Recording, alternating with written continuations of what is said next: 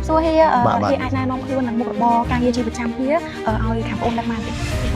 បាទខ្ញុំឈ្មោះអំឡូជាអ្នកមកការសាងសង់ផ្លូវបេតុងផ្លូវគ្រូក្រហមផ្លូវកស៊ូអីហ្នឹងហើយនឹងប្រព័ន្ធបលាយទំនប់ប្រព័ន្ធធារាសាស្ត្រផ្សេងៗបាទយើងខ្ញុំក្រុមហ៊ុនខ្ញុំមានទីតាំងនៅខាងស្រុកអង្គរជុំខេត្តសៀមរាបបាទនៅខេត្តសៀមរាបហៀបងសុំសួរមួយទៀតថាតើកត្តាអីខ្លះបានម្ចាស់គម្រោងគាត់ជ្រើសរើសប្រើប្រាស់សេវាកម្មខាងហៀពាក់ព័ន្ធនឹងបញ្ហានេះដោយសារទី1ក្រុមហ៊ុនយើងគឺផ្គត់ផ្គង់